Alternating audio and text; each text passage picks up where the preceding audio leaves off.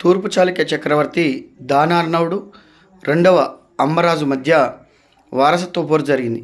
ఈ వారసత్వ పోరులో దానార్ణవుడు అనే తూర్పు చాళుక్య రాజుకు రాష్ట్రకూట సేనాని కాకతీయ గుణ్యన సహకరించాడు. కాకతీయ గుణ్యన సహకరించడంతో రెండో అమ్మరాజుని ఓడించి దానార్ణవుడు అధికారంలోకి రావడం జరిగింది.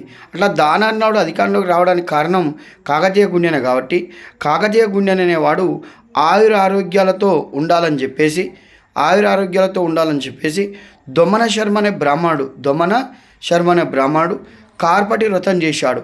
ఆ కార్పటి వ్రతం చేసి ఆ దొమ్మన శర్మ అనే బ్రాహ్మణునికి మాగల్ అనే గ్రామాన్ని మాగల్ అనే గ్రామాన్ని దానమిస్తూ వేసిన శాసనం మాగల్లు శాసనం. ఈ మాగల్లు శాసనంపై కాకతీయుల మూడు తరాల ప్రస్తావన ఉంది. రైట్. ఫస్ట్ వాడు గండియ రాష్ట్రకూట, తర్వాత ఎరియా, తర్వాత బేతియా ఎక్కువ కాలం పరిపాలించాలి. కాకతీయ గుణ్యన అంటే ఎరియా, గండియ రాష్ట్రకూట, ఎరియా, కాకతీయ గుణ్యన ఈ ముగ్గురి ప్రస్తావన అనేది మాగల్లు శాసనంపై కలదు.